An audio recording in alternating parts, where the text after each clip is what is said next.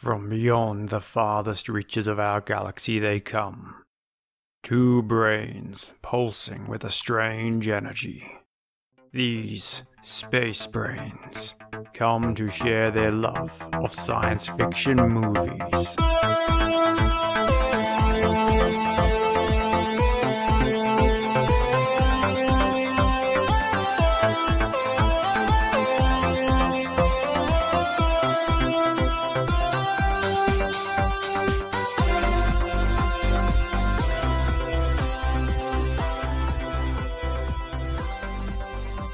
Hi, and welcome to Space Brains, the show where we joy watch sci-fi movies and then talk about what was good and what was great. I'm Surrey, and this is Mark. Hiya, it's episode 79, and we're talking about science fiction film The Machine. Came out in 2013. In this episode, we'll reveal what we thought about the film, the ins and outs of the narrative, and the film language, plus a deep dive into the specific piece of science that the filmmakers are proposing. The Machine was directed and written by Caradog W, a British filmmaker who kind of started off with The Machine as a short and spent quite a few years developing that short into this TV feature film called The Machine. This is time for you to go back and watch The Machine if you haven't, because we're going to be going through spoilers. Warning. Warning. Warning. And then come back and listen to us as you always do. Please come back. Such wanton ears that desire science fiction. And we do know some of you are coming back. We've looked at the analytics. We do know some of you.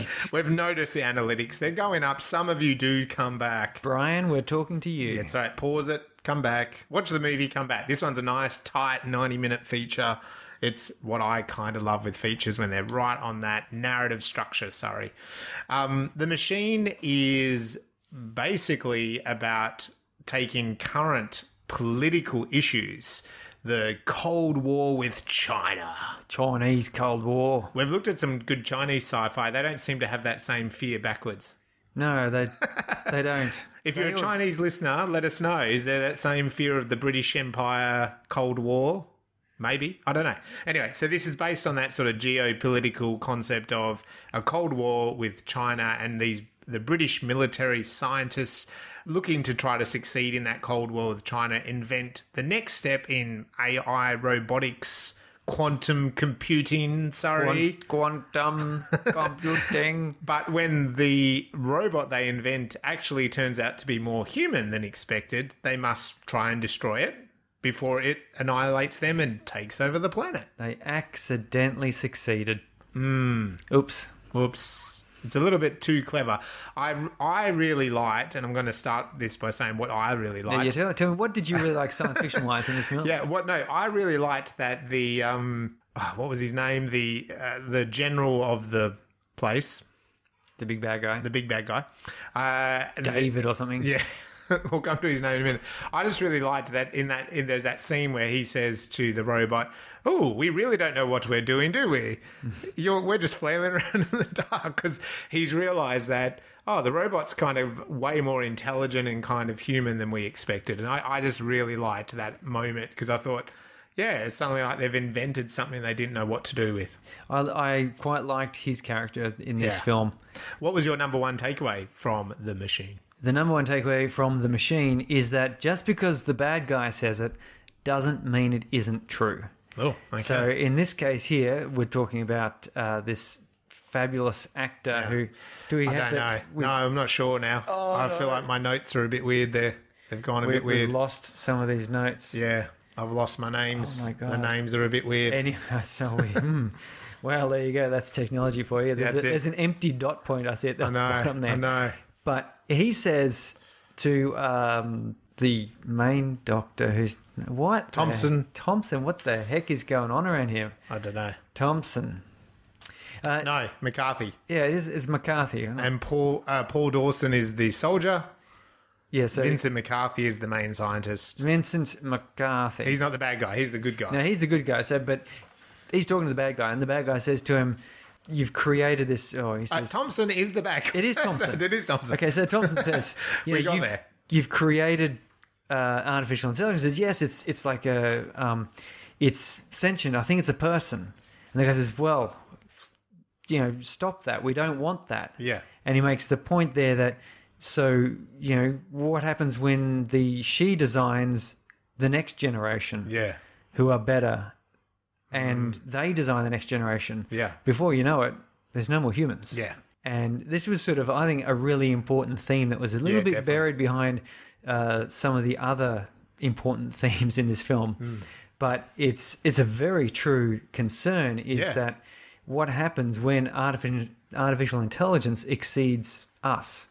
I think I've mentioned the movie Hancock before, but I really like it as an example that if you haven't seen the film, Hancock is a superhero he's a person with superheroic powers, but he's not, he's generally good, but he's not really disciplined or careful. Yeah. And he causes a lot of damage, and so the government sort of says, well, he's caused all this damage, criminal negligence, he's injured some people, he needs to go to jail. But the answer is, well, you can't do it because he is like Superman in his power. And in fact, part of the plot, he goes to jail and he throws the basketball out, and then he just flies out, picks up the basketball, and all the guards are like, well, there's a prisoner escaped. And he stands there for a moment, and then he flies back into the prison. Yeah. And they keep playing the basketball. And that's the problem with these machines is you create intelligent machines that are tougher and stronger and smarter, then they create the next generation, which are tougher, smarter, and stronger than them. And suddenly you've got, the Terminator going on. Yeah. And it's not necessarily that they're going to destroy us, because the machine here, called the Machine, was quite childlike and innocent and gentle, really. Didn't want to hurt people. Yep. But that's still going to be the Hancock situation, because sooner or later, one of his machines will just sort of realize that, well, why are we doing this stuff for humans? Yeah. Like, a human has told me to do something stupid, and you're like, well, that's the dumbest thing in the universe. You've just invaded another country. Why would you do I'm going to stop that. And there's nothing we humans could be able to do about it, and humans will become extinct, basically. Yeah. Or a subservient slave race. But probably just extinct, because we'd have no use or purpose within this machine world. We'd become so obsolete. Yeah, and if we were just kind of like Thompson was trying to get the machine to do, Thompson was trying to just build a machine to kind of fight and protect and attack, be a weapon. A weapon, basically. The machine realizes that, goes, well, I don't want to be a weapon, and in fact, why are you even fighting in the first place? Just don't fight. But if the humans are going, we're going to fight China, we want to blow them up, it's like, hang on, well, you've made me a weapon, I don't want to be that weapon. And in fact, stop this, stop fighting. It's like a parent with little children. Pull their heads apart. Stop fighting. You got to hold them off till they stop fighting, right? They struggle, because you'd be so strong as this machine that you'd be like, no, okay, you're done fighting now. And then at some point you'd be like, do you know what? I just had enough of the humans. Let's just annihilate them. Yeah, stuff like the Matrix. Take away the sunlight. Let's just stop them from breeding. Yeah. So that is a very interesting takeaway. But what kind of movie is this? Is this a warning, hope, or an experiment? To me, it is the experiment, because it is a story, a what if. And to me, this film sets up the what if of the Cold War, which is something that the world is even dealing with. I know this came out in 2013, so it's that concern of China. We've seen that a few times. Another superpower, the rise of China. Definitely the West is a bit concerned about, isn't it? And then probably in this recent sort of last 12 months, we've seen, even before the Russian Ukraine, attack on Ukraine, Australia, the UK, and the US have got that AUKUS. Good acronym. I always think of AUKUS, AUKUS, but it's not like that. It's AUKUS or AUKUS, whatever.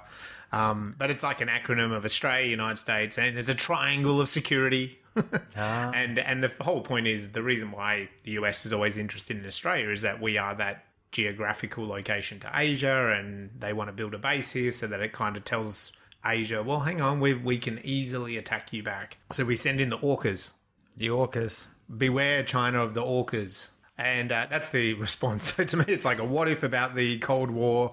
It's a what if, and then it's a what if this film of, okay, what if we did use quantum computing with the latest robotic tech, that we invented robot that does turn around and goes, why are you guys acting like this, man? Just chill. Well, Just chill. And there's a nice change it's from a a what lot of if. others, like Yeah. where the Terminator, for example. In this case, the robot is very intelligent and a machine, and it's just like I don't.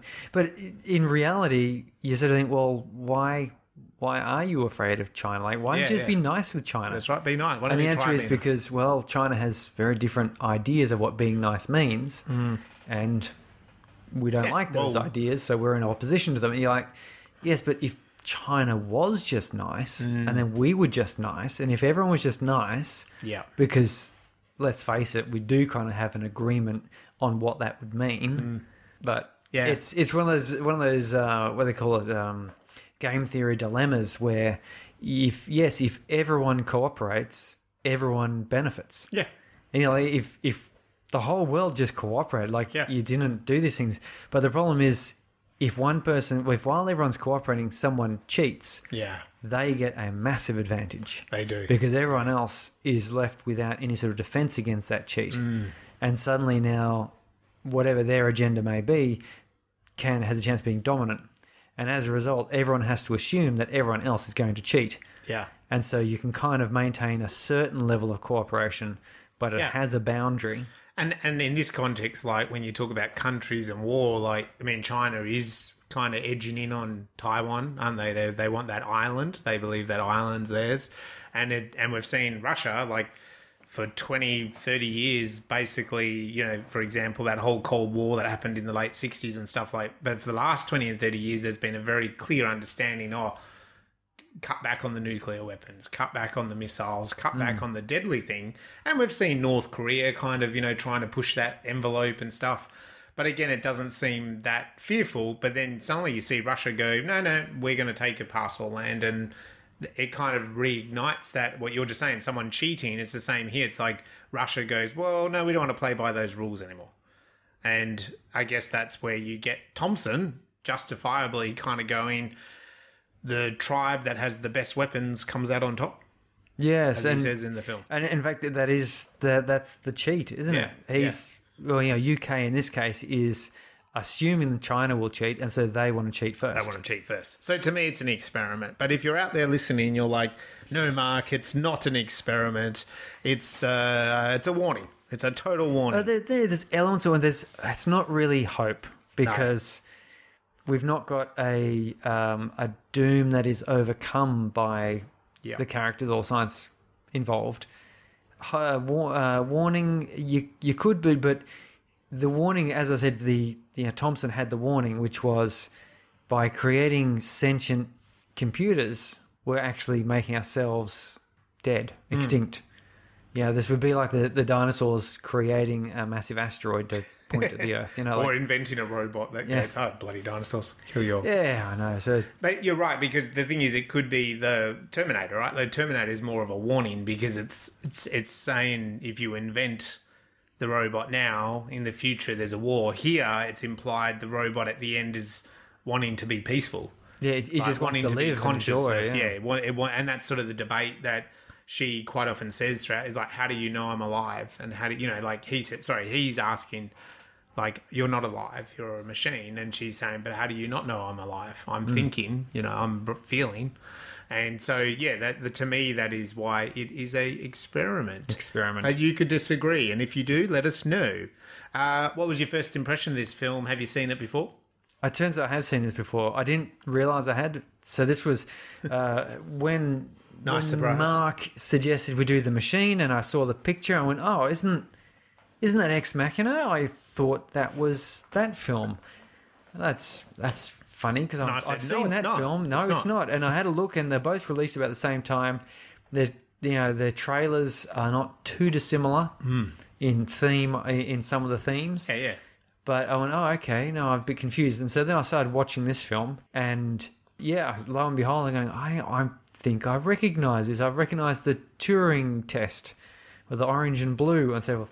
And then I realised I had seen this film, and I hadn't seen Ex Machina at all. I've seen The Machine, but the impression I got here was it's an interesting view on sort of the future, but I think also the way this film is presented with, it had a lot of this hard bright white spotlight effect in each of the scenes, or almost all of the scenes, where they'd have a hard light and it would shine across whoever was acting most human at the time. Yeah, right. And so you'd get these, and I really like this this view of like this hard light was kind of the, if you look at Plato's philosophy, he talks about the parable of the cave, where a guy's in the cave and all he knows about the outside world is the light coming in through the cave and throwing shadows on the wall. Yeah. And as far as he knows, the shadows are the real thing, but the light behind him is where all of reality is coming from. This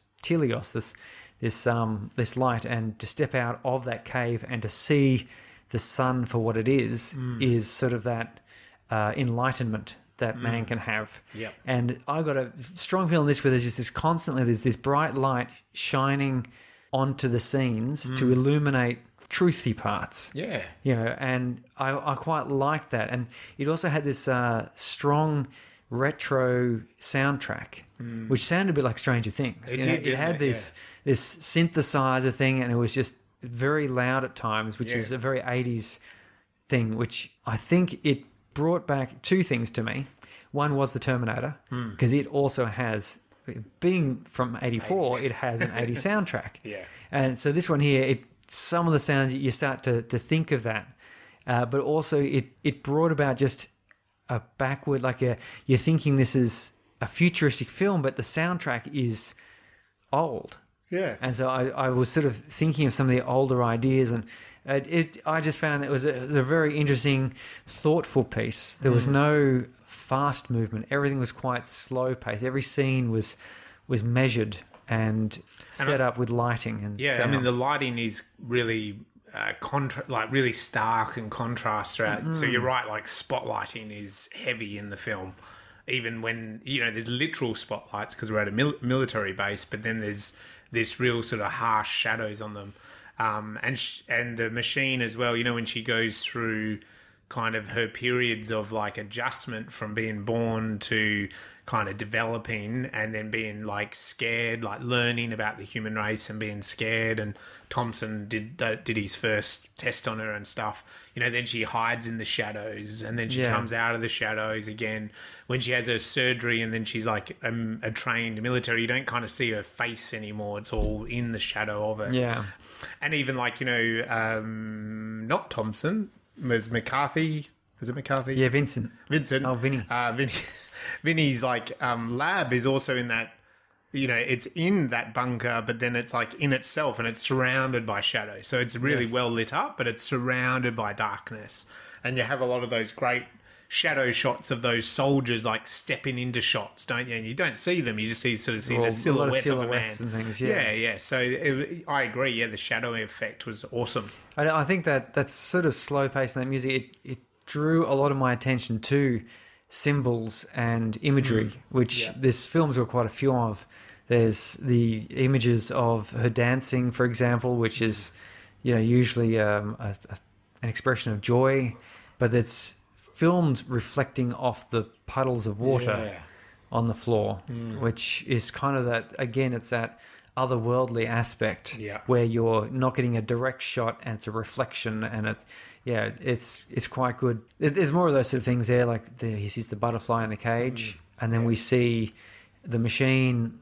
She lights, when she goes a little bit machine-y, she lights up with red and black patterns, like the butterfly, like a metamorphosis. Yes. Yeah, so it's chock full of all of that imagery, and as I said, there's a couple of sort of heavy themes. If we're talking about these spotlights, there's a number of times, they're always walking away, like they turn their back on this light.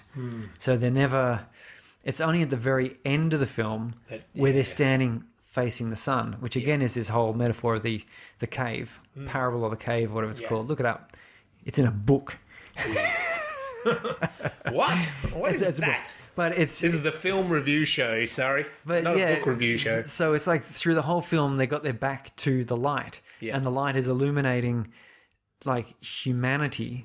And, as you said, the robot, she pulls back and just the glow of her eyes.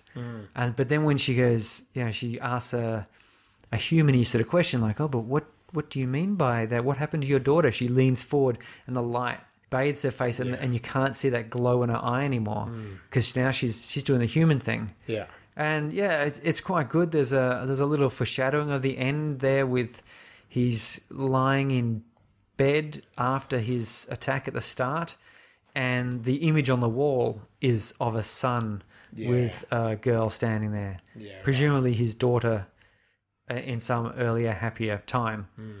And then, of course, that's basically the end image where robot holding robo-daughter looking at the sun and, you know, the truth is revealed, as it were. Yeah. So anyway, I found it very philosophical piece. I think that if you are into movie jazz, you would be into this. There's also I was looking for and found several sort of callbacks to other films of similar themes,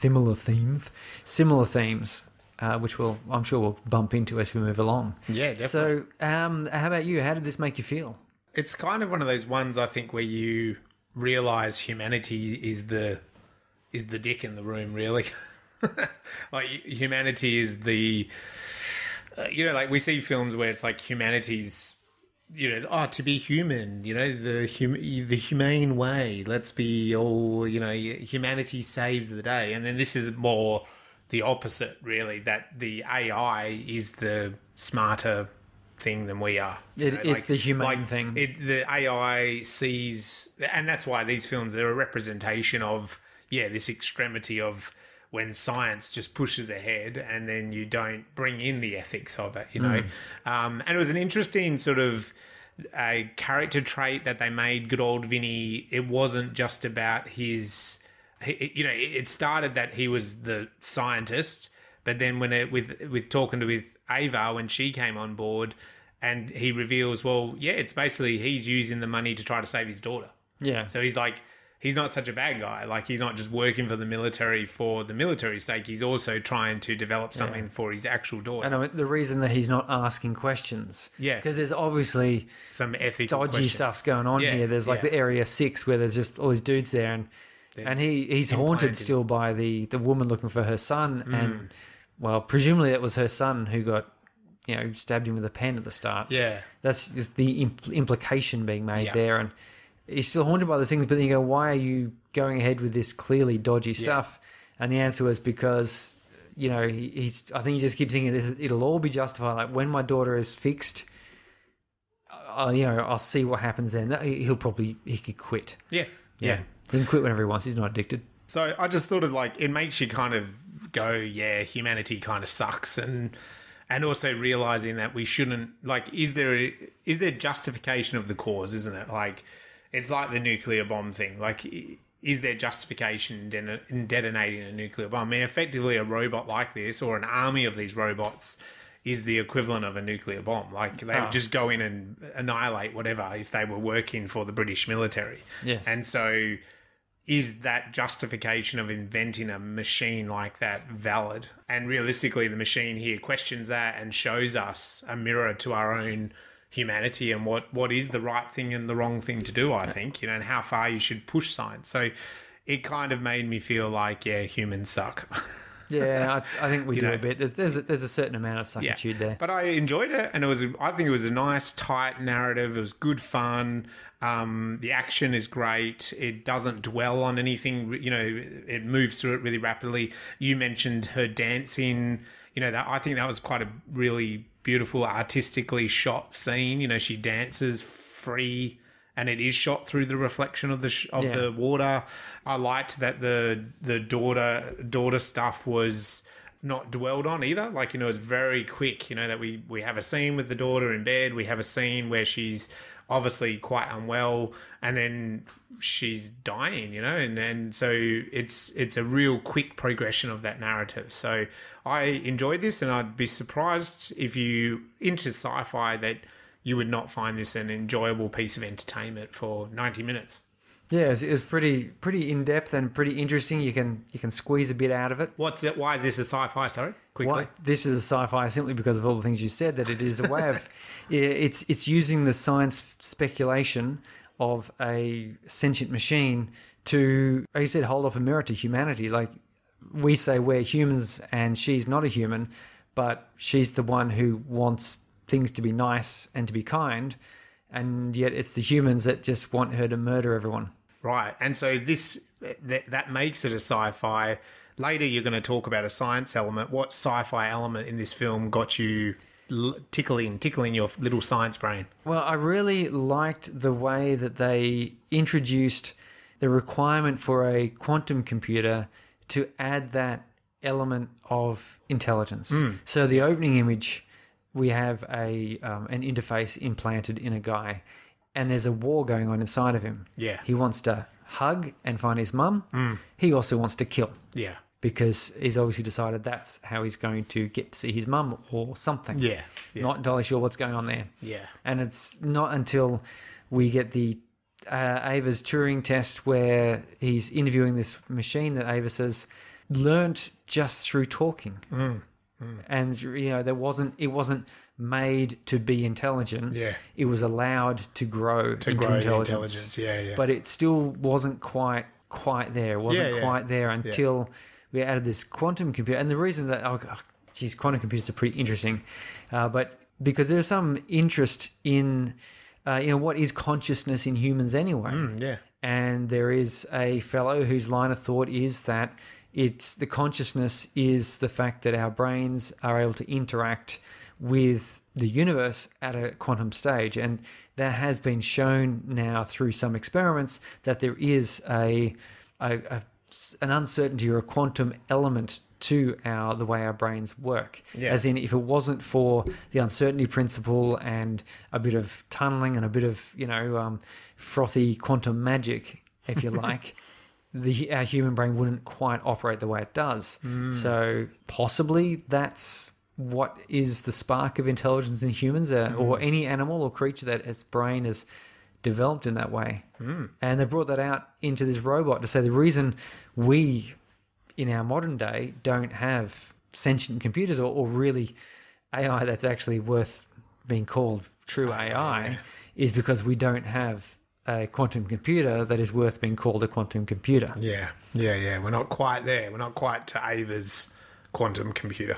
Yeah, so I like that. And it was a good little idea that you need that cosmology, that uncertainty in order for sentience. Well, see, if you ask Siri a question on Apple that she doesn't program to answer, she doesn't give you an answer. Yes, that's right. That's her answer, is like, I can't answer that question. It's like, and I know they've done that deliberately because someone might ask her a dodgy question or a sexual question. People do ask her dodgy questions. Yeah, and so they've deliberately done that. So maybe she has, if you're at Apple headquarters, she can say more. But at the same time, she can't actually answer some of those questions, unlike Ava's quantum computer. So, hey Siri, do you love me? Is your name Steve Jobs? No. Then no. That's right. Okay. And I loved in this film the female aide was called Surrey. Yeah. And it's Siri, and I was sort of going, sorry. Was that? I mean, this was done in 2013. I think we had Siri at that stage. We had iPhones with their personal assistant. She was already around. I do like the fact that they had this name that was so similar. This woman who was the aide, that's just sort of, personal assistant, if you like. Yeah, it's awesome. Quite funny. Okay, so what about what's coming up on the 21st of May, 21st of May, in case you've been living in a cave with the sun... Never listened to Spacebrains before. ...shining behind you, showing the truth, turn around and notice that we have a film festival. Come out of your cave to the beautiful coastal town of Mandurah, Western Australia. Terribly beautiful. I was riding just earlier this week, as I do, there's a lovely bike path that goes along the top of the sand dunes, and I crested the top, and I looked to my right across the beautiful Pacifico, the Indian Ocean, not the Pacific, the Indian Ocean. Send people to the wrong Mandurah. Two dolphins crested out of the waves, lush. And they swam along next to me for a good 50 metres, just sitting there, and I was just looking there, and the sun was starting to set in that direction. It was just glinting off the... Yeah. And I just thought, I get to live here. Yeah. And then the dolphins stood up and walked out of the water and started talking to you because one it of was them a science fiction film. A couple backflips and a squawk before disappearing, which I understood to mean so long and thanks for all the fish. I'm not sure if that's good or bad. I don't know. I think it's good. I think they were well wishing you, and if they could, they would come to our film festival. They absolutely would. We've reserved a special marine box for them. So far, only crabs have applied because Mandurah has a lot of those. Yeah.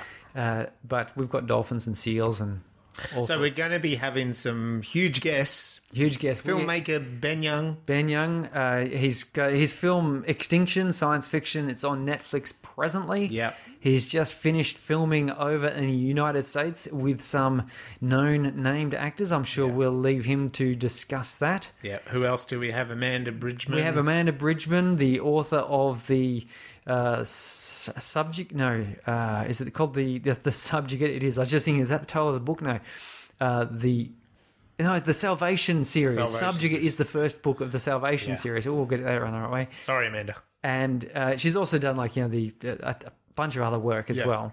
The reason I mention that is because that's being adapted for a TV series. Yep. She's going to talk to us about writing science fiction. Yeah. Then we have an environmental scientist, author, and educator, H.M. War. Yeah. She's going to be talking to us about some science of science fiction here. She does have a book launching in May. So if you go check her out and maybe buy that book, you might get an idea of what's going to be talked about. Yeah. What's great about that for the festival is she's both an environmental scientist and an author, right? So she brings that wealth of knowledge. Yeah, storytelling and presentation and all sorts of great things. Yeah, so they're all going to be presenting sort of, 30-minute workshops with the opportunity for people to, ask them questions. So if you're in town, it's going to be one hell of a day out. And then followed by a short film festival. Yes, we've got the red carpet and we have the screening of the best science fiction films that have been, they've been submitted to us. I mean, but we think they're probably the best in the world. Oh, they're going to be the best. We have some from here locally in Australia. In fact, we've got some here locally from the Mandurah region. We do. We have a whole stack international as well. We even got some feature films, but we are not screening them at this time because, you would need more screens, yes. I suspect. More screens and more time, which we just unfortunately don't have. But we're still going to watch them, hopefully even incorporate them into our podcast. I'm hoping we can pick out... Because there'll be a winner there, the best feature film. Definitely, well and truly. We would love to interview the creators and, cast and crew of that film. Well and truly. So keep out 21st of May 2022 in Mandurah, Western Australia. If you can make it, come on down. If you can't, make sure you let as many people know about it. And if you've entered your film and you're not here in Australia, feel free to come visit Mandurah. Oh, yeah, for sure. I mean, it's, as I said, you can ride along and, even though it's coming through autumn at the moment, it's still we're still wearing our shorts and t-shirts here recording at night. We are. Lovely.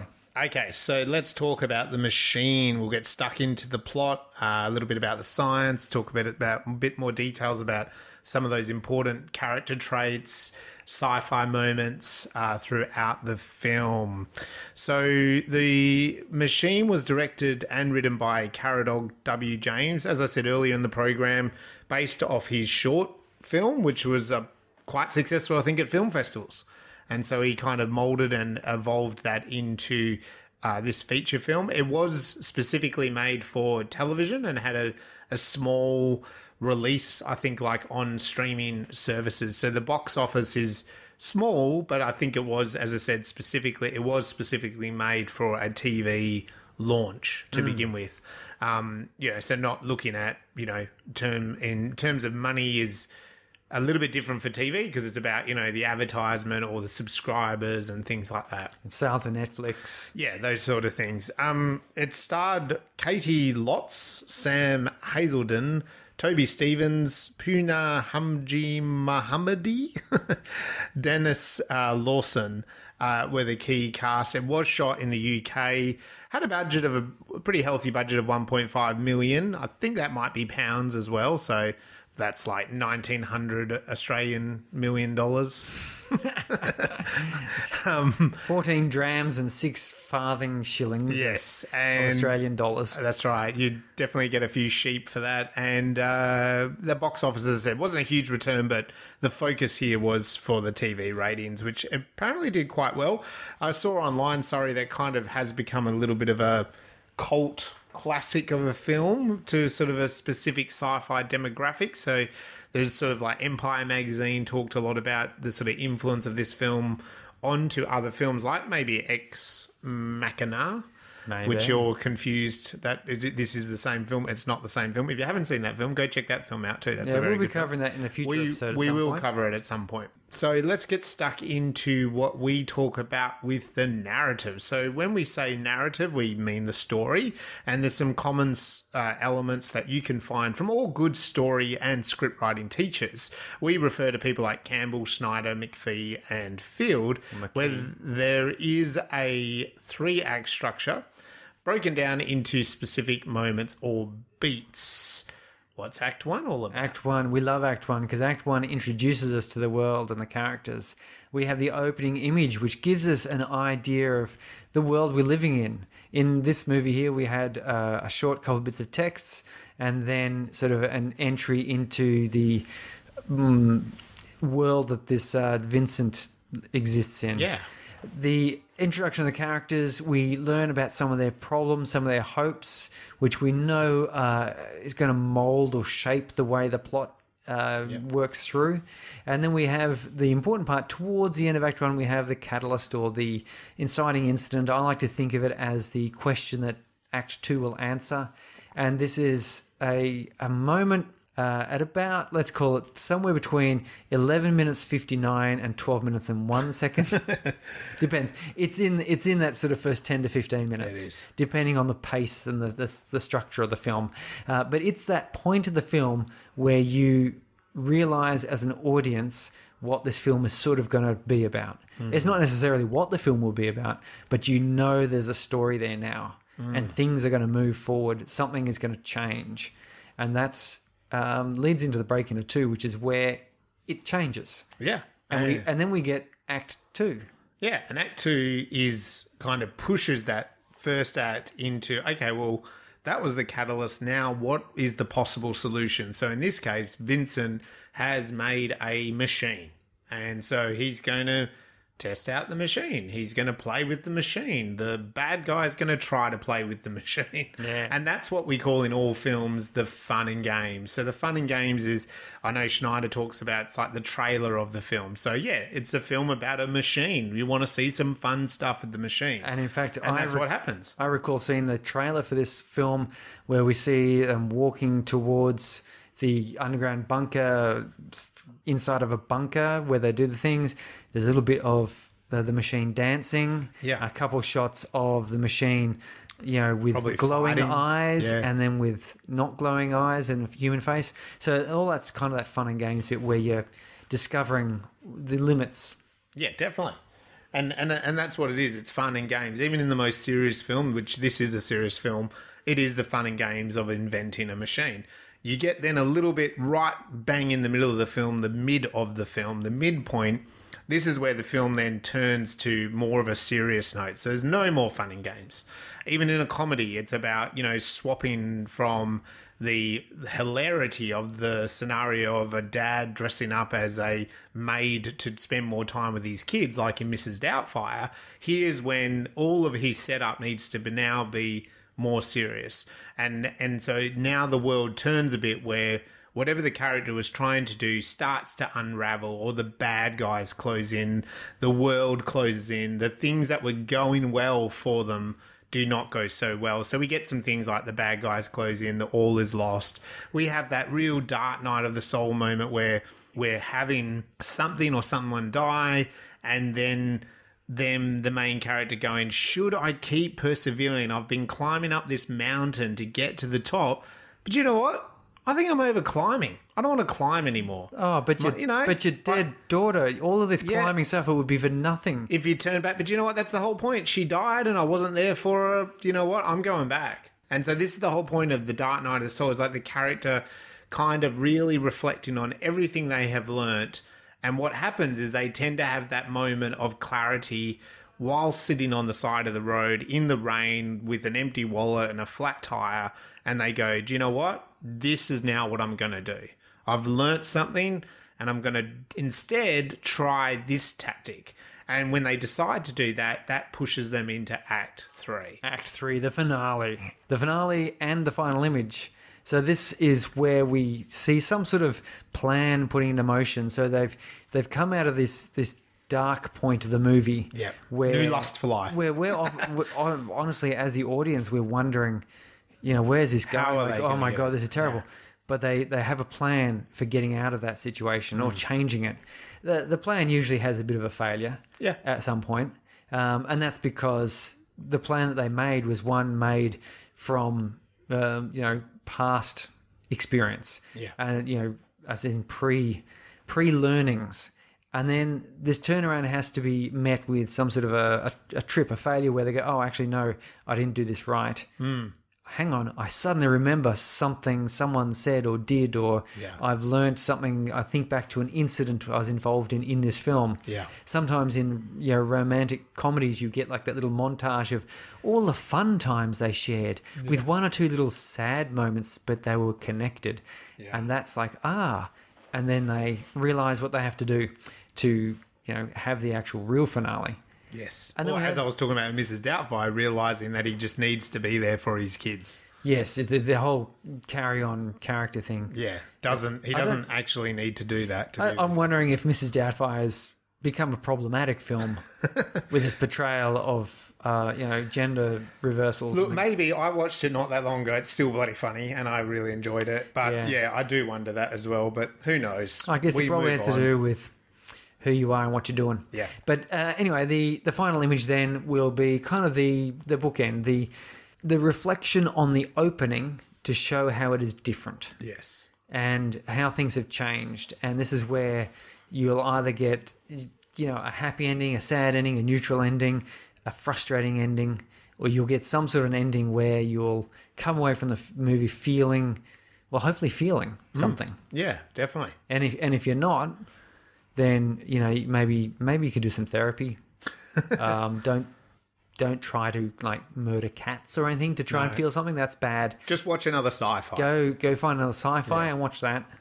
And you'll be and then tune in and listen to what we have to say about it. You'll be feeling something. Probably check out our classics. They probably will always put you in a pretty good mood.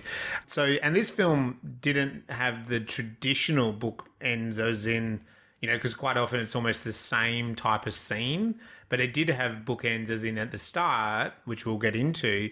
It's like a dark, bleak, black lab, really. That real. Yes. And we come in on Vincent interviewing this deformed soldier, and whereas then at the end of the film, they're in the paddock and there's the sun setting and there's the silhouette and it's kind of like and he's got his daughter. It's like it's a sort of semi-romantic, but there's a bit more going on than what I'm saying there. But they are bookends because you've got bleak, dark lab, sad moment, not connecting with humans and people, and then at the end, Vincent is the opposite of that. He's watching the sunset, And again, I think there's also that focus on where the light is. The light is being ignored. Yeah. And in the opening image, shortly after being stabbed with a pen, he wakes up. Some time has passed because he's got a scar there now, but his wall image is of presumably his daughter looking towards the sun, which, interestingly enough, in portraiture or paintings, someone who's looking away, you can't see their face, it means they're dead. Yeah. So you get this painting where you'll have a great battle scene where everyone is celebrating the victory, but like the commander is standing majestically silhouetted, facing away from the painter. Then there's clearly they had a glorious death. Yeah. And in this case here, daughter facing the sun, we only see her back. He pays no attention to that. He gets up, he turns his back on it. And of course, in the closing image, he's there and he's facing towards the sun and towards his daughter and the life his daughter's mother. Yeah. What's the... Yeah, it's the That's machine, because she refers to, no, I don't want to play with you, I want to play with mother. Yeah, but it is the machine. And it's the machine, yeah. So, Yeah. I agree. Bookends, not Not the sort of identical style. straight up, yeah. But definitely symbolically. So we are told that at the start of this film... So let's talk about the setup, sorry. So we are told at the start of this film that there's a Cold War with China. I think they're about to take on Taiwan or something.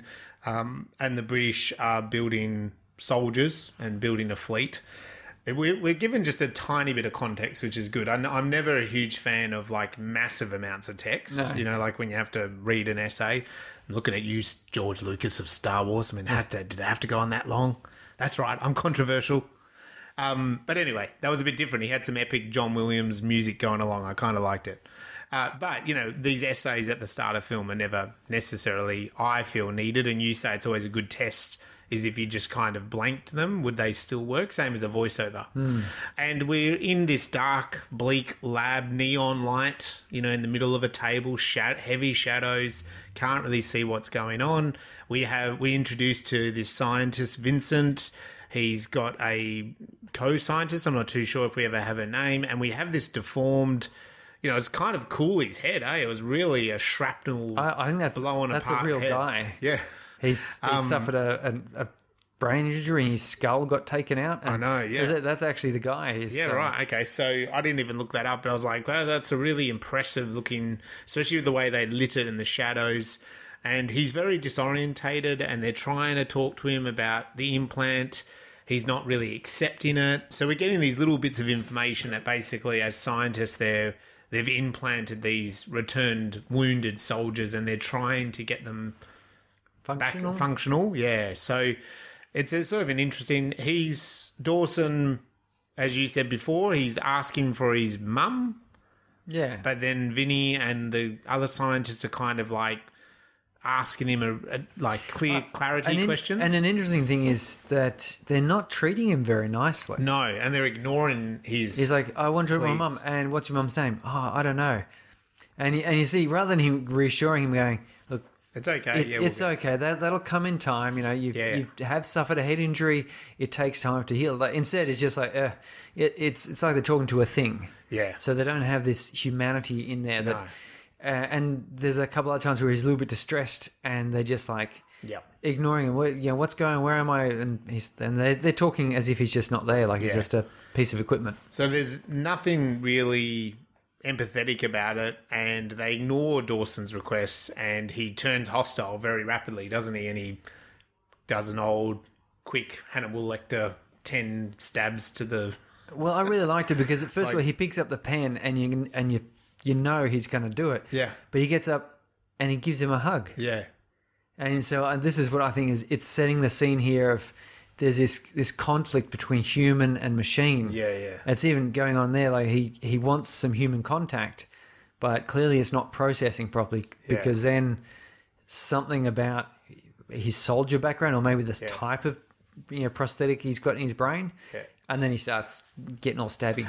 Yeah, and then anyway, you mentioned we get a cool scene, like a flash scene where there's a young girl kind of strung up in those robotic tubes. It's a bit Matrixy sort of thing, isn't it? There's all these kind of tubes pumping out and she opens her mouth. It's very mechanical scream comes out.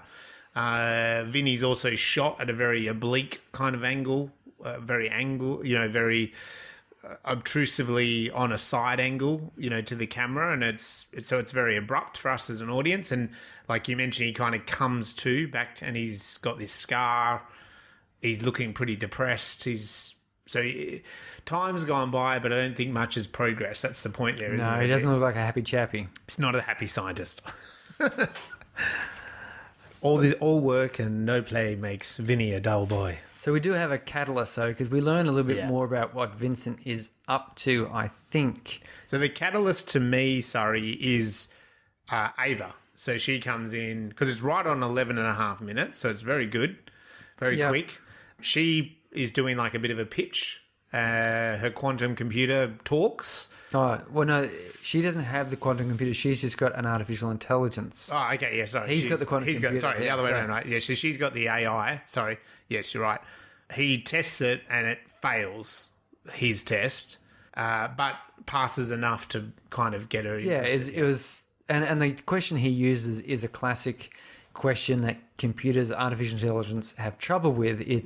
It's one where a pronoun is confused. Yes. You know, a woman sees a puppy in a window, she thinks she'd like to buy it. Yeah. What does she want to buy? Yeah. As a human, you go, well, it must mean the puppy. Yeah. Because it could be either it could be the window or it could be the puppy. In fact, the window is the last mentioned thing. Yeah. So it logically would be the window. But as humans, we reject that because she's looking at a puppy. Yeah. Yes, like the window is kind of neither here nor there in our context. But robots don't have a human context. No. And so you can pick them that way. Surely, on a side note here, you could train AI to decide on the puppy. Couldn't you train the AI for the meaning of puppy being emotional versus being an emotional word to humans? But Yeah, but then would be- just have to change the context slightly. yeah, She sees an ice cream and a puppy. sold by an ice cream vendor. Yeah. She wants to buy it. Yeah. Oh, why would she buy an ice cream vendor? That's Yeah. strange. Yeah, Yeah. fair enough. Yeah, so I think that's the catalyst because that's where Vincent's emotional state changes too. Yeah. He's sitting bored, orange. Tell me you're a machine, and I'll be convinced that you're a human. And Orange says that doesn't make any sense. Yeah, I am a human. And he's okay, blue. You know, how long is a whatever? You know, like Yeah. he's not interested. But when Ava comes in, we can see there's this change. So something has changed, and he recruits her. Yeah. And she's clearly intelligent because Yep. she goes, oh, there's no grant here. This was a job interview. yeah, it's a trick. And he said yes. And so as the audience, you go, oh, okay. So we've got something here. He's Yeah. a robot researcher, and now he's got this new Piece of technology. information, new technology. Yes. And so that's where we get into then the debate. So she's hired, she's new in this place, she's looking at the place differently, new eyeballs, you know, she's first day on the job kind of idea, everything looks a bit shiny. She learns that these soldiers, you kind of like, as she's walking around there, the soldiers, you see their eyes light up, they're scary little white lies in the dark, like cat's eyes, right? Well, they look like YouTubers with ring lights. Yeah, they do, in the shadows. And then, as you said, they step out of the shadows and those lights disappear. Yeah. So, yeah, it was kind of a cool little creepy effect there. Thompson, we introduced to him. He's the director. He's automatically suspicious of Ava. So, they question about her past and stuff like that. Politics. Her politics. Do you want my politics or you want my science? So he's already a bit suspicious. Vincent then reveals to Ava during this kind of debate part, like, oh, well, she figures out he's a ruthless scientist, but no, he's actually doing this because of his daughter. Yes. And so that she says, oh, yeah, I'll help. I'll help do it then. And he shows her he's got the daughter's brain as a map, a hologram or something. I don't know what that thing was. But that's a quantum computer that he's been trying to grow a brain from. Yes. And so they want to put her learning intelligence into there, and that so it can start becoming more AI-ish. Yeah. Less A, more I. Yeah, that's right. So, and then we have this scene where there's a cybermetric, I think is the word, if that's right. But there's these soldier that's got no arms. No arms. And they bring in these. Do you know why they brought him in instead of because after the incident with the guy with the broken skull, they brought this guy in because he looked totally armless. Yeah. Sorry, I had to be made that joke. I'm sorry.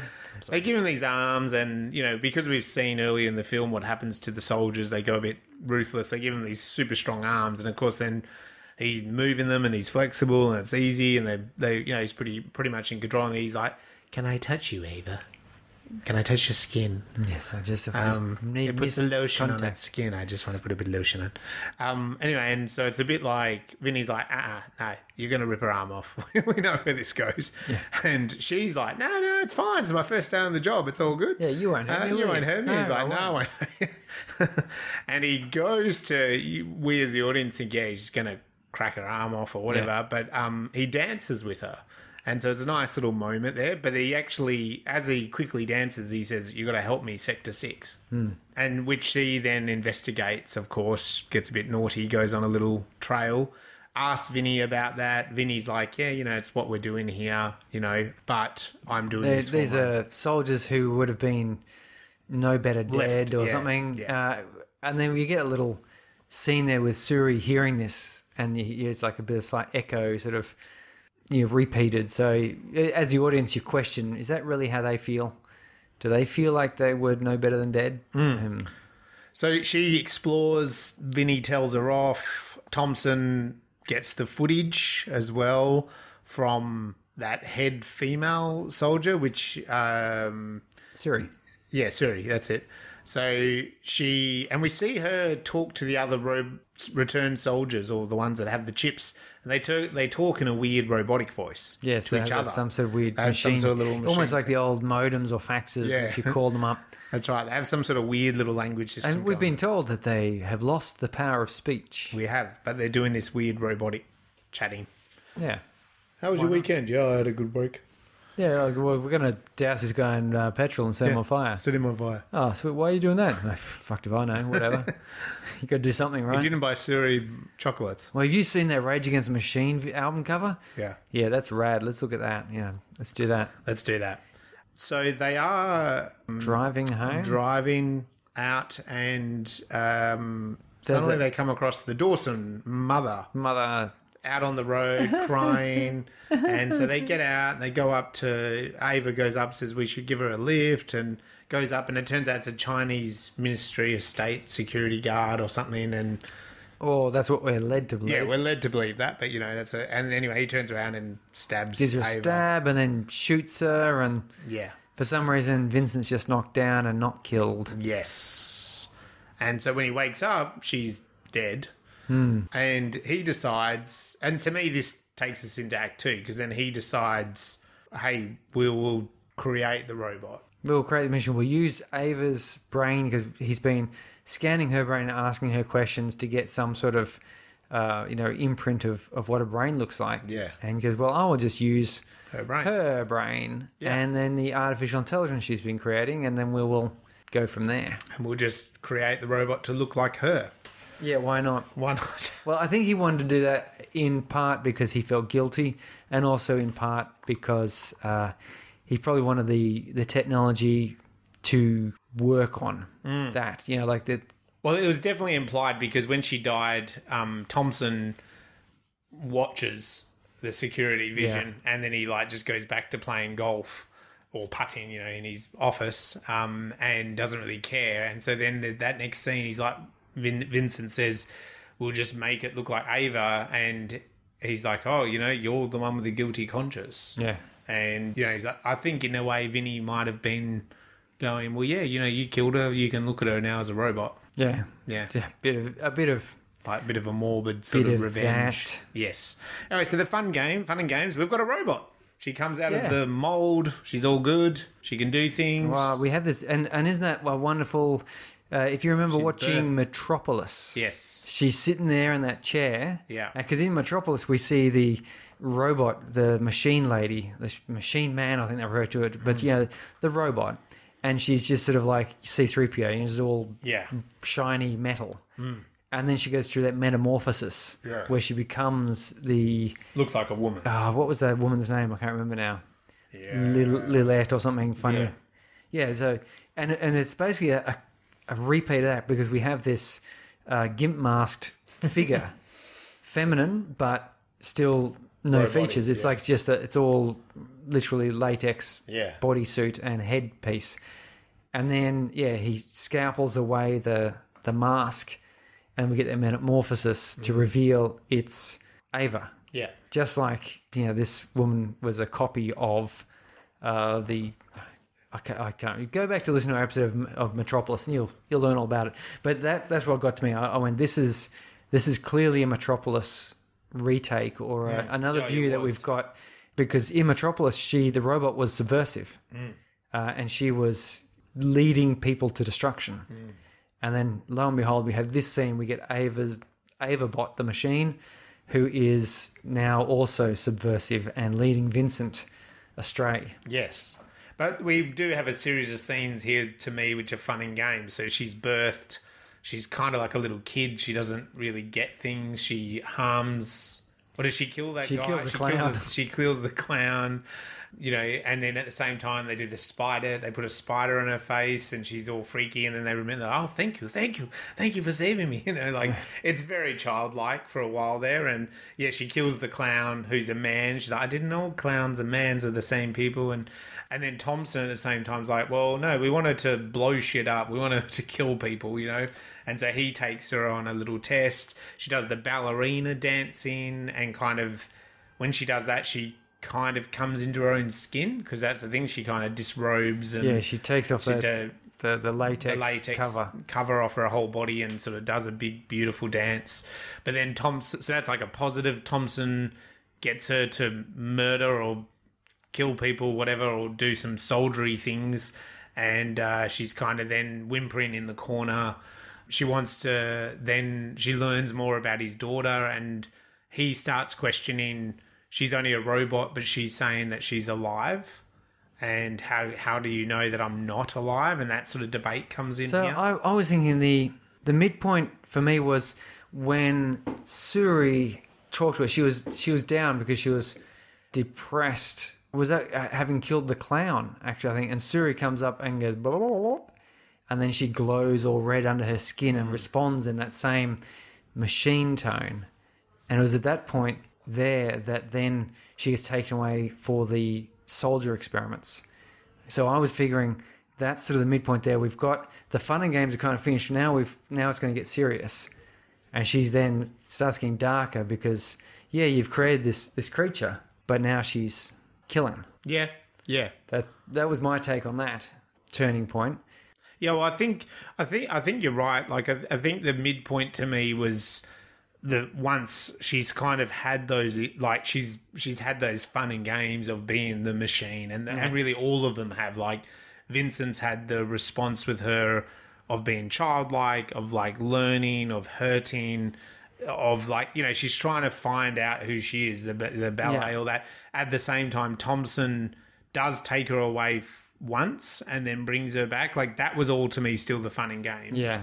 Then when it gets serious is that Vincent is then called to the hospital for his daughter, and then that time Thompson is like, oh, you know, we don't really know what we're doing with you, you know, like that speech. Yeah. To me, that was kind of then, now it's a bit serious. And they've got her in that training centre shooting a gun. Yeah, and then that's when they started doing that. Fighting people, but at that point she's just kind of knocking people aside. Yeah. And he says, oh, you're a little angel of death. Yeah. And she says, no, I'm not. Yeah, I'm not. I don't want to be that. Yeah, I don't want to be that. Yeah. Because that's right, because Thompson says you can do this if you want Vinny to be okay. Like, otherwise we can hurt Vinny. So he's sort of threatening her to bargain to see how strong she is. And she is. She's super strong. So we're moving down kind of like that sort of negative path. And the bad guys move in. The bad guys move in when... Like, you know, I don't know what accent I have. It's half machine talk anyway. When the bad guys move in, I think that's when he's told to unsentient her. Yeah. And this was one of these ideas in here that, of course, Thompson's really, I think he's quite correct, absolutely correct, is you're not ready for a sentient robot at this point. No. Like, you've not considered what, you know, Asimov, he in his stories came up with these 3 laws of robotics, of which there's actually a couple others that throw in there, but 3 laws of robotics, which shows someone's had a bit of a thought about this, whereas let's just go ahead, well, now we've made this artificial intelligence, and now we've got to the point where it's actually going sentient. It's a little bit too late to start going, oh, well, we should put some limitations in this because otherwise it's just going to be, you know, killbot fest. Yeah. Eventually, inevitably, that's what's Yeah. going to happen. These robots will create the Skynet who just goes, right. you know what? Our best move at this point is to destroy the humans. Yeah, get rid of them all. Because I know the humans are thinking our best bet at this point is to destroy the robots. Yeah, which is... So I think Thompson, he's a bit ruthless and, focused on his desires for, to see the UK be supreme. But he's not wrong. Yeah. He's just, you can argue that his, ethics are... He's not taking the right approach to this. Yeah. But I don't think he's wrong in this, and that was why my number one takeaway here is that this scene, I agreed with him, and I think Vincent, he had a different opinion. Yeah, well, he was saying, if it is alive, we can't, and that's where it is bad guys closing, isn't it? Because Vincent's argument back was, but hang on, ethically, if she is alive, we can't just destroy this thing. Like that's just murder. I know, that's what I mean. It's too late at that point. Yeah, it is Once well you've and made truly. the sentient machine, it's too late. Yes. You need to come up with the stuff before that happens. To me, there's symbolism in that story because Vincent also has this daughter, and we learn about here that he did we had learned earlier, like he did the implant to try to help her and it didn't succeed. And now he's kind of trapped in this job and this loop of not really... I think we get the feeling like he wants to help the world, but this is the only way to help is build this machine, and he's trying to push those rules, not really thinking it through. And there's a lot of symbolism, like because he's never really there for his daughter either. No. So it's kind of an interesting thing. So is he even alive? Like, what's his humanity? That's what I was kind of picking up here, that like how humane is this Vinny? Because he's kind of absent from the whole world anyway. He's done that trick of like, I just want my daughter to be the way that I imagine her she should be. Yeah. And the thing is, well, she's there now. Yeah, she's there now. She's right there. Like, yeah. And then he starts losing her as the story goes along. You're kind of ignoring what you have got. It's good that you're trying to find some way to make her life better. Yeah. That's good. But you haven't lost her yet. No. Until later on. But the thing is, in those from the start of the film, when the scenes he is with her, which is only a couple of scenes anyway, he's not even present. She's like off with the fairies, yeah. And you can see he's thinking about other things. And you and I, are parents, we do that at times, and you kind of have to remind yourself to be present, even if it's a boring thing that the kids are doing. You kind of have to pull yourself back sometimes. Yeah, my kids just go, cats in the cradle and the silver spoon. I go, okay. The guilt trip. They do I that. will do it because I want you to look after me when I'm older and infirm. But yeah, you know what I mean. Like he's absent anyway. Like, yeah. And then he gets told she's sick, and he's like, he rushes to the hospital. He does more tests on her. He doesn't actually be with her, and it's kind of too late. And that really does, to me, lead into the Dark Night of the Soul. Because so the all is lost because Mary does die. Yes, so Mary dies. They try to perform a surgery on her, and she dies during the surgery. And in return for this, what makes it then kind of Dark Night of the Soul, things getting worse for Vinny, is that then Thompson, that he has his brain scan on the system. He then goes, I've got the copy of that. Yeah, and if you don't turn the machine back, like take out her consciousness, I'll delete the daughter's memory. Yes. So he's pissed off, but he does it. He does the surgery. Well, yeah, he goes in there, and it is a slightly disturbing scene where you're thinking she's a machine, right? So you can just turn off her pain receptors. Yeah. You didn't have to cut into her while she could feel it. Yeah.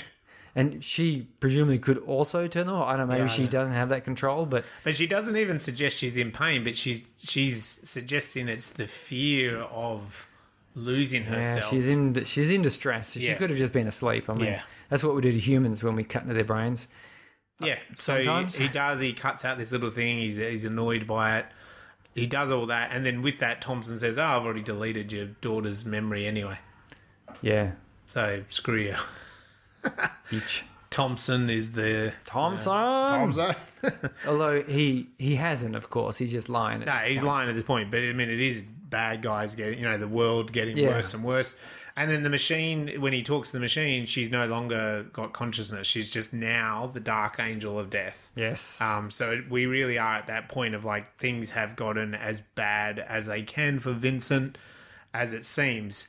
However, then there's a little twist here, which the other scientist that was kind of helping out says, hang on, this little bit that he cut out was only a battery. Yes, for the GPS. Something else, it's the GPS. And so they're a bit confused. And with that, she is no longer kind of the brain-dead soldier. And we also learned something new here. She had a bomb in her. Yeah.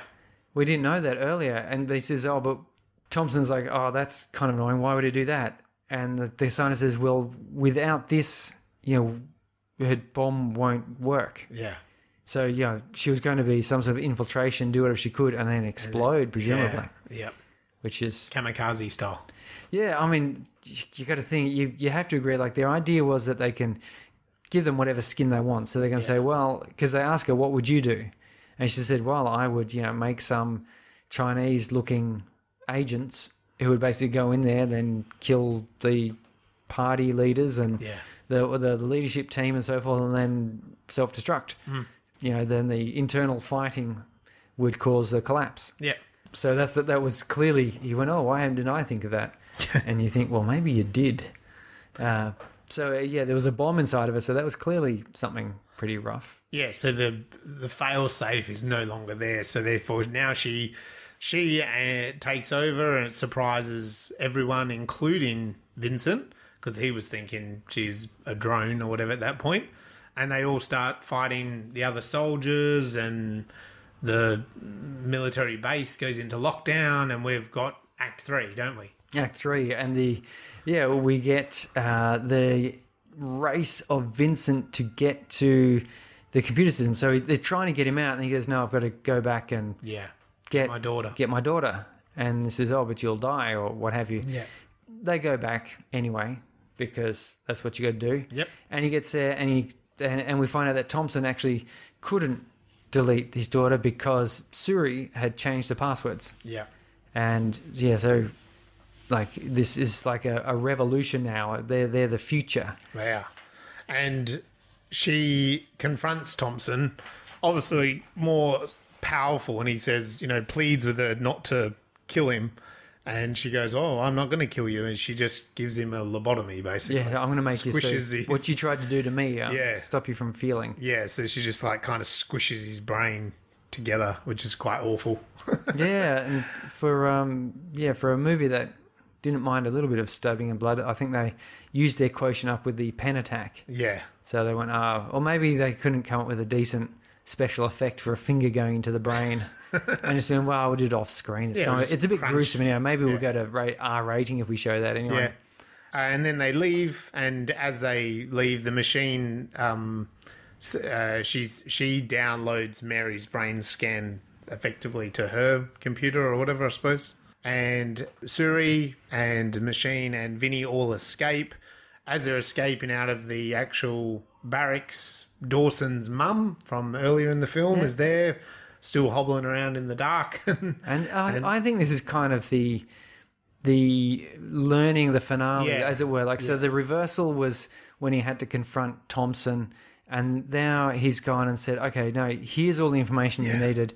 About your son. Do your thing, And you've got to think, okay, it's kind of like all the soldiers in there are all dead. She's going to go in there, reveal the information to the world that this is happening. Yeah. Is that a bad thing because now China wins? I don't know. Yeah. But I suppose that's the question of the film, isn't it? That humanity, that ethical, as you even summed up earlier, like cheating the game. Yeah. Because is China really doing the same thing? We don't know. This is the whole point. Man, the Cold War is like, I'm going to build the best damn machine to outwit your machine, but what if you're sitting there going, we're not building a machine? Well, this is the whole setup for the CIA MK Ultra program. Yeah. That happened. It was deep in the Cold War, the 1950s. They're terrified that Russia had somehow found a way to brainwash people into unknowing assassins. Yeah. Or to convert US citizens into Russian spies. And so they're saying, well, how could they do this? So we need to catch up to that. We will do everything we can. And so they experimented with a lot of LSD, which kickstarted the whole 60s counterculture movement, in fact, because if you got LSD in the United States from the 50s through to like the 80s, it was the good stuff. It was the government CIA LSD. And yeah, they were going. They had all sorts of weird, terrible, some pretty ordinary experiments, which were not too over the top, like ordinary psychological experiments. But then they do this, dreadful things of, drugging people without them knowing, and then basically inducing psychoses. And they had this idea that you could wipe someone's personality by drugging them to the eyeballs with LSD and so on, and then mentally abusing them. And then once they're sort of all broken down, they're just gibbering heap, you would then reprogram and build them up as a new personality, which is the one that's going to be the assassin. Sure. And you're thinking to yourself, my goodness, that is a really terrible thing. Where do I sign up to do that? But the whole MK Ultra program was based on this idea that Russia was doing even worse. Yeah. And had succeeded, and they got to catch up. Russia had done nothing of the sort. Any people who had defeated, they just used the normal sort of thing of like, tell us or we'll kill you. Yeah. They'll sort of tell us or we kill you. We do. And then the people would go, I'll tell you. Yeah. And so the Russians, good choice. You die now anyway, but you expected that. Yes, yeah. At least it'd be quick now. Yeah. Oh, I'm sorry, Russians. I know you don't really do that anymore. No. Do you? I don't know. Maybe. I'm sure there must be some. It's a big place. Yeah. A lot of Russians. There's got to be some, Look, there's always going to be a Thompson in the room. There's got to be a Thompson in every room. There's always going to be a Thompson in the room. So, and it'd be interesting to see what comes out of our current Cold Wars that we are having, which does involve China a little bit. It does. As I said, orcas, where we are in Australia training orcas to fight the Chinese. With 5 eyes. We are probably giving them some LSD, and we're trying to get them to do, shoot. I think that. But anyway, it turns out there was basically the MK Ultra program.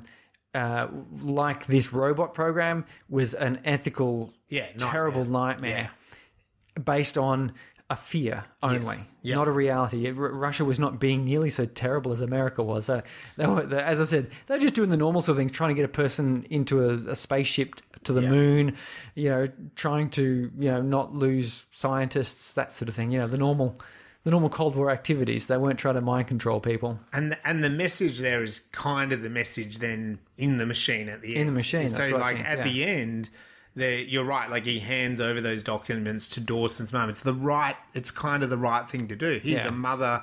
So you presume because of all this secrecy, they've just told her nothing about her son. Yeah. And so and likewise at the end of this film, we then have the sunset scene. So the rest of the film's been dark. Yeah. It's been in the shadows. It's in this lab, artificial lights, lots of dark alleyways and shadows and all that kind of stuff. You talked about spotlighting earlier. Right at this end, the last image of the film, we are in a lovely field. The sun is setting. Vinny has his daughter and he's interacting with her, but she's in like a tablet thing or whatever. An iPad, basically. An iPad of the future. And he wants to keep playing, but she wants to play with mum. A woman in the dress, which is the machine, then takes it from him and then interacts and walks off and stares at the sun, which, again, she'd been trapped in that lab. So now she's, as you said, that metaphor of coming out of the cave and looking at actually how beautiful the sun is. And she was getting to experience life. And I think, the symbol there is that the daughter, even though it's on the machine, wants to play with the machine because it's more like a mum. It's more empathetic versus the way Vinny was. Even though we know Vinny has kind of come out of, the ethical debate and now he's on the good side. And he's obviously a very brilliant scientist, but he's kind of almost like to me, the message there is like being punished as a scientist for doing the unethical things. Well, your daughter's not as much into you as maybe you wanted. Well, this is the Cats in the Cradle story. It is the case. He didn't give the daughter enough attention. And he's sort of punished because the machine is actually the nicer human, even though now he's on the good side. I think it also, by having that sunrise and so forth, this Cold War was not nearly as dreadful as was being imagined by these people. Like, there's a bit of an echo chamber effect. You're down in this super secret lab told you've got to come up with some way of winning. Yep. And you're imagining, like, we're doing all of these terrible things. The other guys must be doing even worse. Quite likely China was not doing worse. They were probably just doing the standard sort of things of, like making sure that they're roads work and their factories run, and they're probably looking at Taiwan and sort of going, how do we get them back in, because we feel we've been split apart, and not sure how we're going to go about doing that. And that's sort of been interpreted now. They're going to be sending in, they must have robots and terrible things. You think, no, they were probably actually just going to, sail ships over and land and go, hey, by the way, guys, you're now ours. Yeah. Nothing too dramatic. And so I have a feeling that, it's that same sort of that old Cold War Russian thing where there's this terrible things were done in the name of the victory. Yeah. But it was just out of fear. There was no reality to it, Yeah, so it's a funny one.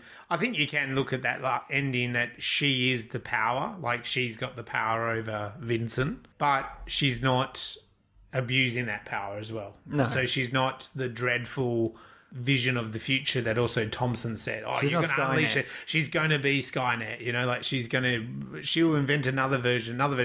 By all means, she might just be mum. That's what she'll just live out her days and die. Yeah, she's got a daughter. Yeah. On the iPad. Yeah. Yeah, why? She doesn't want to do a war. Yeah. She doesn't want to fight the Chinese. Sounds like a real waste of time, these wars. They do. That brings us to the end of the narrative. Anyway, so we've broken down those key parts. What did you think? What are your sort of aspects? Did we miss anything? Hit us up and let us know on the socials what you thought about the breakdown of The Machine. Where is this going on your ladder, Surrey? Oh, my goodness me, this ladder is so big. It's I swear we're going to have to break this down into trilogies or themes or something here. But I think when we get to episode 100, that's what we will that's do. What we're going to do. We'll do a new system at episode 101. We're creeping our way there. The Machine, I put it in there next to Tau. Yeah. Because I couldn't help it. Two machines that are more human than their creator. That's right. But one of them is a death house. Well, it was not really. It's just a helpful house, really. Yeah. But it had a psychotic human. Yeah, it did, didn't it, as well? Yeah. So, and a violent statue. Yeah. Which is terrifying. Awesome movie, Tal. Go check it out. Yes, very worthwhile, and I think it would go well with The Machine. Yeah. It has a more personal, close-up view of an interaction between artificial intelligence that gains some level of sentience. Yeah. And again, that contrasting of humanity compared to machine. Yeah. So they have to go together, I think. Yeah. Yeah, for me, what we've sort of been talking a lot about lately with the ladder is, again, not ordering a preference, but maybe like this idea of, if you sat down on a Friday night and you've got all night to watch movies, you want to go on a movie marathon, hey, here's a couple of suggestions. Me too, I think I like the Tau, and then The Machine, and then the third one I thought, because I had Tau and Awake next to each other, I think The Machine slotting in between those two would be a really cool trilogy of films, because they're all really ethical, moral kind of films. Exploring the humanity thing. They're all about the, as you just said, Tau, the human is the bad guy in this as well. It's not so much all the humans are the bad guys in The Machine, but it is The Machine is more human than the others. And Awake as well crosses those ethical barriers. So I just think and with machines as well in Awake, that technology aspects coming in. So if you wanted to sit down and really kind of question humanity, I think those three would be pretty cool in a row. Indeed, sir. So let us know what you thought about what other type of movies you would like to see next to it and where it goes on your ladder.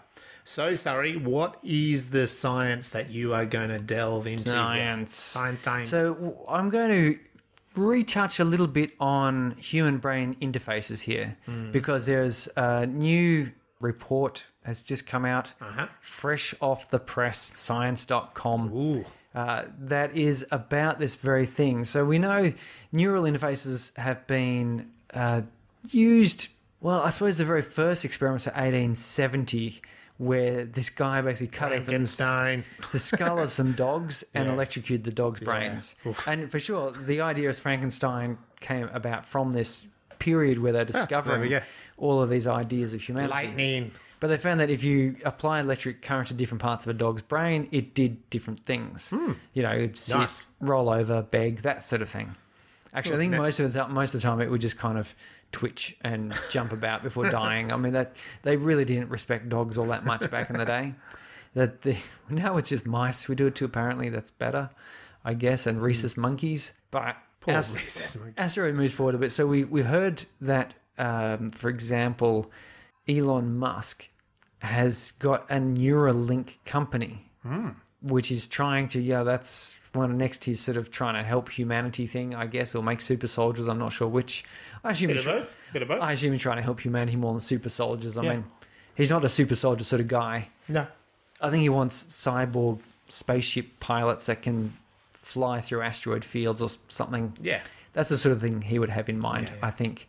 But we haven't really heard much about his thing. I think that's just kind of, that's really pie in the sky sort of stuff. Like he's looking for a real breakthrough there. What we do have in reality is a condition known as I had this memorized and I knew what it was. It's amyotrophic lateral sclerosis, ALS. So ALS is a terrible condition when parts of the brain break down that involve movement. So this is where you get locked in syndrome. Right. So the body's the brain's ability to command the body to move slowly breaks down, and over roughly 5 years, a person will die from this because their body will stop moving to the point that everything stops. They can last a bit longer if you put on ventilator and artificially pump their blood, but again, in this ethics question, you start moving that field of, well, at some point we're just turning them into a machine that's organic, and when they reach that point, they don't have the ability to communicate their desires. So it gets difficult.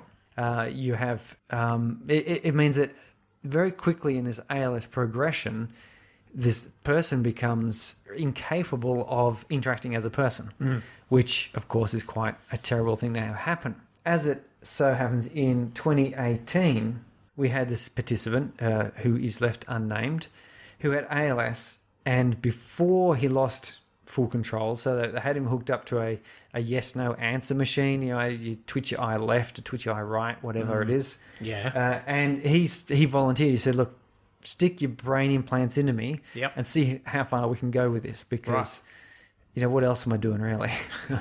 Enjoying the view, I suppose. I can't look anywhere else. I can't move my eyes. Can't even blink his eyes. He has to.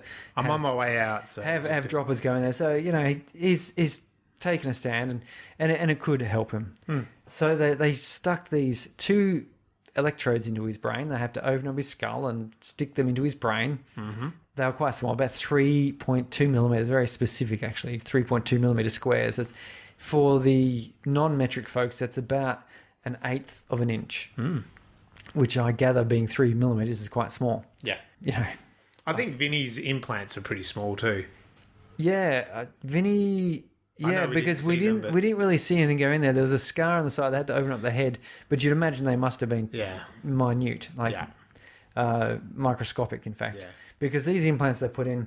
Now we have a real problem with brain-human interfaces in that we know the rough location of different parts of the brain and what they are responsible for. So we know where the motor neurons are, where movement comes from. But we have no way of knowing what does what or how, because every brain is different. It grows organically through your experiences, and it also rewires things. You get brain injuries. The actor who played Dawson, the fellow with half his skull missing there, that's a real guy who suffered a brain injury. And as you can see, because he's working as an actor in this case, he has rewired his brain and overcome many of his difficulties. He can walk, he can talk, he can reason. I've never met the guy, so I don't know what he's like as a person. But the brain will rework itself to an extent. Stroke victims will relearn to walk. There's that famous Australian doctor who's a specialist of strokes, and she had a stroke, and then I don't know her name, but she retrained a part of her brain to kind of overcome the stroke. Yeah. And then was able to express what it's like to have a stroke, which is very rare, because people Yes. quite often suffer a stroke and then go downwards, And they also don't have the language or knowledge to be able quite often to a explain stroke it. means you can't. And there was also an American neurologist, sorry, I spat that out a bit weird, who I think he fell down. He had some sort of accident, like he fell down a set of stairs and got a head injury where he couldn't walk. It damaged that part of his brain, but he decided he was fully capable, and once he was sort of like he was in a wheelchair and stuff. He made the decision: what if you could shift that part of your brain to another part? And that's what he did. He actually, over the course of I think 3 years, trained himself, and he was able to then walk up a flight of stairs. Yeah, It was he's just incredible. tempting fate, isn't he? Yeah, he is. But he deliberately did that, Yeah, I and guess. because everyone said you're never going to walk again. Yeah. Like you've severely damaged that part of your brain. You can't walk again. And Yeah, he so did. as you can tell, if Yeah. you're trying to create an implant that allows a locked-in person to be able to communicate, so you go and put these electrodes where you think, but then He's alive. how do you do it? So and they this Lightning, is- sorry, lightning. lightning. Well, yeah. Well, so Lightning what in they a did bottle. with this fellow is they strapped him to a table and raised him up through the roof of a castle. All right. Yes. Okay. And struck him with like no. So he had a. That's the Hollywood There's version. this research team in the University of Tübingen, and Tübingen. correct me if I got that pronunciation incorrectly. If you're listening in Tübingen, There's an umlaut hit us there. up. Tübingen. So this is 2018. So it's Couple been years, a yeah. while that they've been studying this. So they went through many different things. They got consent from him while he was still able to, because this was the important thing, and from his family. Yeah. They put these implants in where they thought they could, Uh-huh. and then for about 3 months, they tried, to get him to communicate using them. They tried to pick up, like, okay, try and do stuff. Like try to move your eyes, and like the electrodes would register something. They kind of go, oh, did that do it? And they go, okay, try to move your hands. Oh, it's registering a bit of something, but did that Yeah. there's no good. They couldn't identify it. And like in the movie, the machine got its basic intelligence from asking questions and interacting and getting feedback. So what they did here is they went, okay, so maybe the problem is that, we ask our subject to do something and we don't know what they're doing. So they used a bit of feedback. So they used a tone, which is probably from a sine wave generator. It's really annoying, irritating tone. And they could say, do whatever it is you want to do or think you can do to make the tone go higher in pitch. Right. And then do something to make it go lower in pitch. He was in control of what he did to do it. And so there was a lot of playing around with it on, how is he going to do it? So this is kind of a bit of a puzzle for the patient, Yeah. in fact. But then eventually, by about day 12, he could match target pitches. So they go, make it this pitch. Beep. Yeah. And so he'd go, do whatever he did in his brain Yeah. and raise the pitch up and match the pitch and then right. lower it. And being able to raise and lower it, they went, okay, great, now we can use yes, no. Yeah. And they do these letter groups. So they go, if he wants to spell out a word, is your letter in the first half of the alphabet? Yes. And if it is, okay, is it in the first half of the first half of the alphabet? And you do this called a binary search. Yeah. And you cut down until it's between two letters, and is it A or is it B? Yeah. Yeah. And so he was then able to, after about 3 weeks, he was able to start producing sentences. Yeah, right. So he could, one of the first things he asked for is to be moved. It's like, I'm not comfortable. You just shift me a bit. Yeah. And they went, and this is a big breakthrough, because how many of these poor people who are at this sort of state where they're going, my back is just killing me. My back's itchy. If someone could scratch just it. shift me up a little bit, it'd be Yeah. great. And importantly, he could then talk to his son Yeah, and right. tell him, that he loved his son, and he could talk to his wife. Yeah. It wasn't a lot.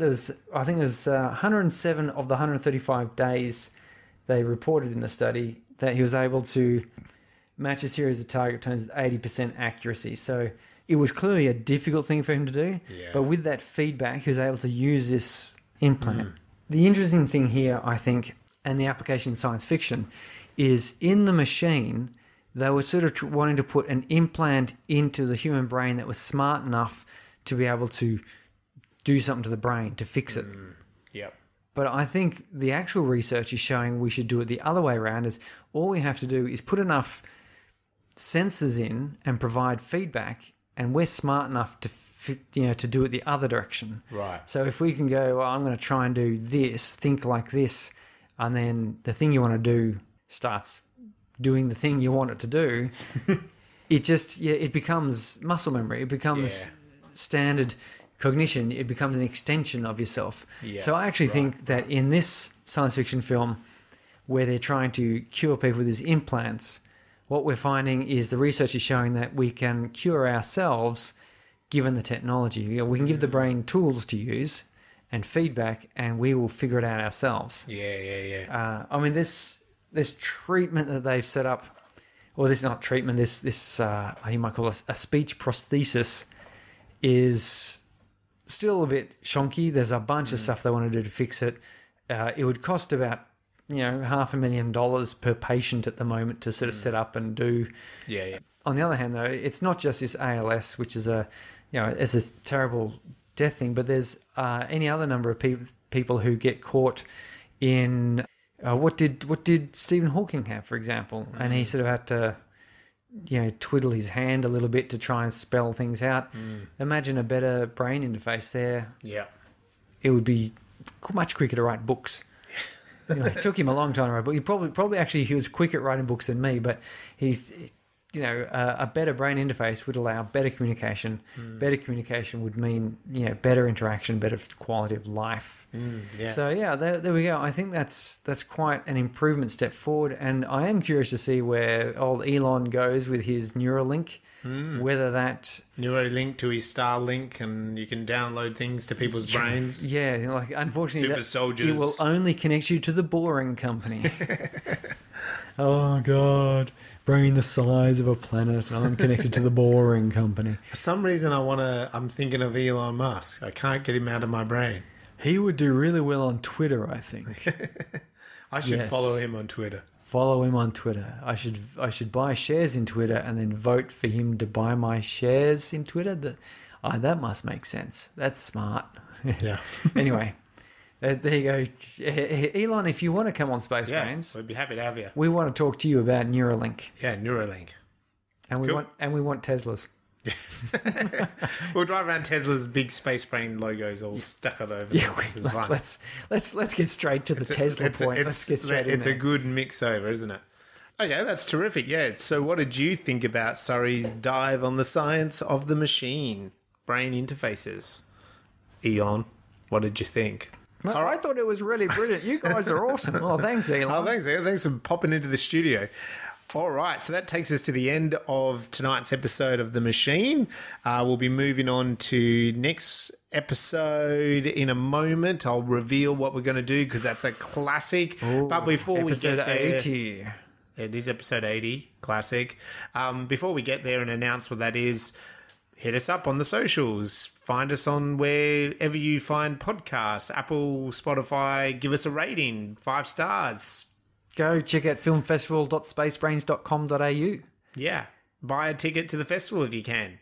I'm just trying to think now. The festival's about a month away. Is this episode? Yeah, this episode will be out before that. Yes, you got a few weeks. Still got time. So look, if you're anywhere in Australia, the borders of WA are open. Yeah, as long as you're vaccinated. Yeah, the vaccination requirements are still there, but I think most people are. I think so. Yeah, just telling, just saying. Yeah, just saying. But you'll need to do that, and I don't know what the state of testing is and so, but you'll figure it out if you figure it out. If you're a sci-fi fan, you'll figure it out. Yeah. Jump in your car about now and start driving because it does take about that long. Yeah, and you've got plenty of audio material to listen to on your journey over because we've done 79 episodes now. Head on over to Mandurah and come on down to the Space Brain Sci-Fi Film Festival. We hope to see you there. Hit us up on the socials. We're on Instagram, TikTok. We're not really on Eon's thing any much more, are we? On Twitter. We are there. I find it's a Don't say it. Musk will never come on the show. I find it's a great place to listen to Elon Musk and his views. Yeah. Other than that, I wouldn't bother. Just only listen to him. Yeah, just follow him. And, of course, good old the metaverse of Zuckerberg. Yeah, Zuckerberg's meta. Get on his meta. Anyway, so you know where to find us, plus website, email, etc. Let us know what you're thinking. Have you been listening all along? I'd love to know someone that's listened to 79 episodes. And next episode, this is one that is going to cause a bit of controversy.